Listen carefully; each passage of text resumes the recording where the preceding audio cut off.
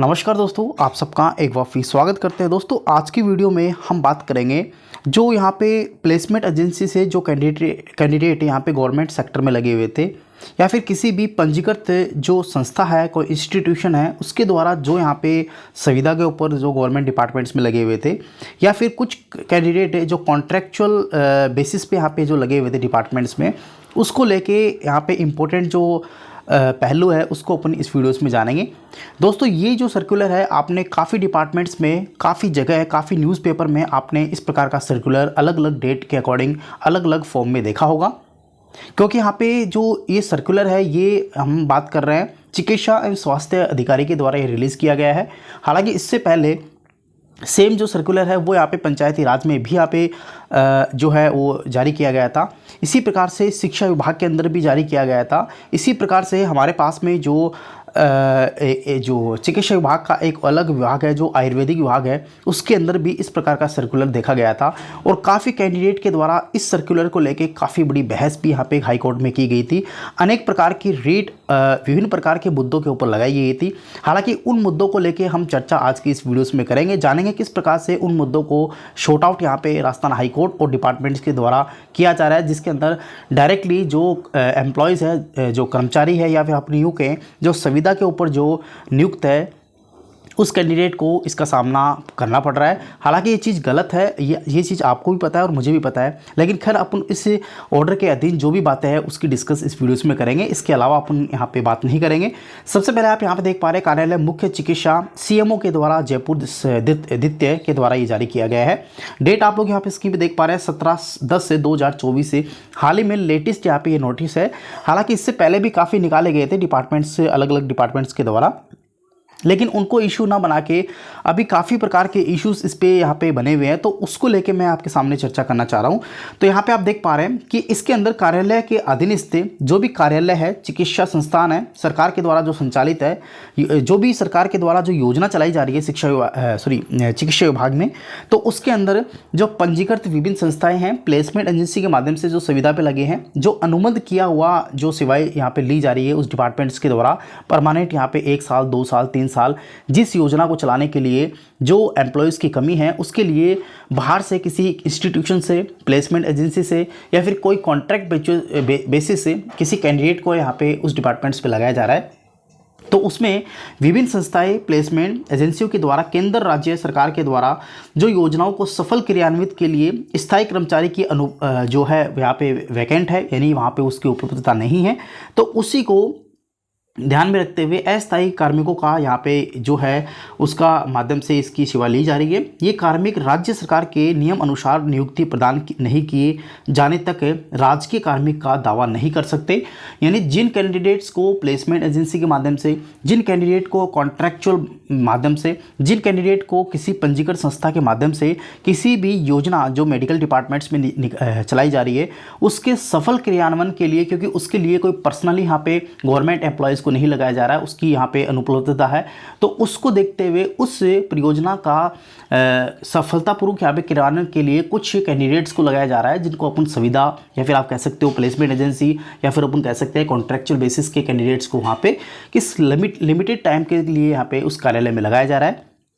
उसके द्वारा प्राय देखने में ये आया है कि पंजीकृत संस्थाएं एजेंसियों के माध्यम से जो सुविधा यहाँ पे ली जाती है, जो सेवा यहाँ पे ली जाती है, तो वहाँ पे कार्मिकों को संबंधित प्रभारी अधिकारी इंचार्ज के द्वारा कार्मिकों की उपस्थिति, वेतन भुगतान, स्वीकृति एवं अन्य प्रशिक्षण कार्यों व कार्य आवंटन उसके नाम दर्ज अंकित करते हुए किए जा रहे हैं एवं कार्मिकों को अनुभव प्रमाण पत्र भी यहाँ पे जारी किए जा रहे हैं। इसका मतलब ये हुआ कि जो कैंडिडेट यहाँ पे गवर्नमेंट सेक्टर में लगा हुआ है, जो भी प्लेसमेंट एजेंसी से है या फिर किसी भी माध्यम से है, तो उसको जिस डिपार्टमेंट में वो लगा हुआ है उस डिपार्टमेंट्स में उसका नाम नहीं चलना चाहिए, उसके सिग्नेचर नहीं होने चाहिए। उसको जो भी सैलरीज देते हो तो वो यहाँ पे उसके पद के अनुसार यहाँ पे जो है, जैसे मान लो आप यूँ समझें कि आप किसी मेडिकल डिपार्टमेंट्स में मान लीजिए कि आप एक टेक्नीशियंस के ऊपर लगे हुए हैं, तो वहाँ पे आपका नाम लिखा नहीं जाएगा, आपको ये लिखा जाएगा टेक्नीशियन, ठीक है। उस टेक्नीशियंस के अकॉर्डिंग आपकी यहाँ पे प्रेजेंट एब्सेंट होगी, वहाँ पे आपके साइन नहीं करवाए जाएंगे, किसी भी बिल पे आपके साइन नहीं होंगे, कोई भी बिल आपके नाम से पास नहीं होगा। तो इस प्रकार के जो अच्छा आपको अनुभव यानी एक्सपीरियंस लेटर भी यहाँ पे उस डिपार्टमेंट्स के द्वारा नहीं दिया जाएगा, इसके रिगार्डिंग में ये लेटर जारी किया गया है। हालांकि इससे पहले तो किए जा रहे थे, काफ़ी डिपार्टमेंट्स यहाँ पे एक्सपीरियंस लेटर भी दे रहे थे, वहाँ पे उनके नाम से जो भी बिल है वो पास कर रहे थे, उनको वेंडर भी बना रहे थे। काफ़ी जगह यहाँ पे ये भी देखने को आया कि आप उस प्लेसमेंट एजेंसी के कैंडिडेट्स को वेंडर नहीं बना सकते, हालांकि वेंडर भी बनाए जा रहे थे। तो इस प्रकार के काफ़ी इश्यूज़ जो है वो यहाँ पे आप देख सकते हो संविदा कर्मचारी के ऊपर आ रहे हैं। संविदा कार्मिकों को यहाँ पे जो अनुभव प्रमाण पत्र यहाँ पे जारी किए जा रहे हैं, उपस्थिति कार्ड है, वेतन कार्ड है, ये सभी जो हैं इसको यहाँ पे एक बेस बना के वो न्यायालय के अंदर अपील कर रहा है, याचिका लगा रहा है कि हमने इस डिपार्टमेंट्स में काम किया, इस नाम से हमने यहाँ पे काम किया, देखो हमारे इतनी साल की यहाँ पे अटेंडेंस है, इतने साल हमने यहाँ पे वर्क किया। तो उसके आधार पे वो परमानेंट होने की यहाँ पे चांसेस को यहाँ पे ढूंढ रहा है। तो एक तरह से अगर हम बात करें कि उस कैंडिडेट को 1 ईयर्स के लिए 2 ईयर्स के लिए यहाँ पे लगाया गया था, तो ये तो जाहिर सी बात है कि वो एक परमानेंट कर्मचारी वहाँ पे नहीं हो सकता, क्योंकि वहाँ पे लिमिटेड सेवाएं उस कंपनीज़ के द्वारा या फिर उस प्लेसमेंट एजेंसी के द्वारा या फिर कॉन्ट्रैक्चुअल बेसिस के द्वारा ली जा रही है, जब तक यहाँ पे वो स्कीम्स यहाँ पे क्रियान्वित नहीं हो जाए। जैसे स्कीम्स का सक्सेसफुल या फिर स्कीम्स कंप्लीट हो जाती है तो आपको यहाँ पे कंप्लीटली वहाँ पे निकाल दिया जाएगा, ना कि आपको किसी प्रकार का एक्सपीरियंस लेटर नहीं दिया जाएगा, किसी प्रकार की आप यहाँ पे दावा नहीं कर सकते हाई कोर्ट में जाके कि मैंने यहाँ पे जो है काम किया तो मुझे इस डिपार्टमेंट्स में परमानेंट करो। तो इस प्रकार के मुद्दे यहाँ पे जो है हाई कोर्ट में बने हुए हैं कि वो एक आधार बना के, अटेंडेंस का आधार बना के या फिर 1-2 साल काम करने के बाद में उसको आधार बना के यहाँ पे राजस्थान हाई कोर्ट में रीट लगा देते हैं कि हमने यहाँ पे इतने साल काम किया तो अब यहाँ पे हमें परमानेंट कर देना चाहिए। तो इस प्रकार के मुद्दे जो हैं राजस्थान हाई कोर्ट के सामने आए और उसी को सॉर्ट आउट करने के लिए डिपार्टमेंट्स के द्वारा इस प्रकार का सर्कुलर जो है आप देख रहे हैं, इस प्रकार के सर्कुलर जारी किए गए हैं। आगे हम बात करें,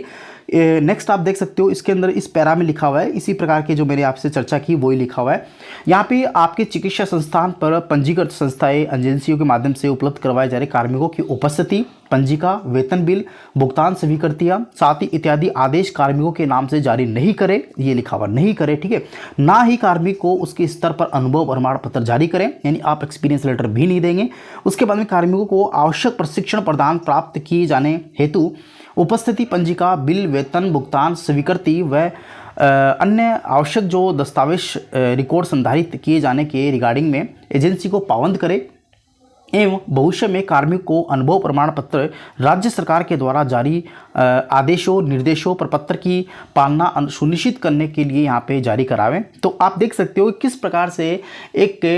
संविदा बेस्ड कर्मचारी के लिए जो रूल्स हैं, रेगुलेशंस हैं स्टेट गवर्नमेंट के द्वारा, साथ ही उसके डिपार्टमेंट्स के द्वारा यहाँ पे बना दिए गए हैं कि आप यहाँ पे एक लिमिटेड टाइम के लिए यहाँ पे रखे गए हैं, ना कि आप यहाँ पे परमानेंटली आप दावा यहाँ पे राजस्थान हाई कोर्ट में नहीं कर सकते। तो इस प्रकार से हमारे पास में ये सर्कुलर था जो कि मैंने आपको इस वीडियोस के माध्यम से चर्चा की। इसी प्रकार के मुद्दे आपने देखे होंगे। तो शिक्षा विभाग के अंदर भी यहाँ पे वोकेशनल ट्रेड करके यहाँ पे चलाया जा रहा है, वोकेशनल शिक्षा। तो वहाँ पे भी काफ़ी सालों से कैंडिडेट जो है 10 साल, कोई 12 साल से यहाँ पे लगे हुए हैं, तो उनको भी इस प्रकार के एक्सपीरियंस लेटर से संबंधित है, या फिर आप यूँ कहें कि उनको स्कूल्स में किसी भी जो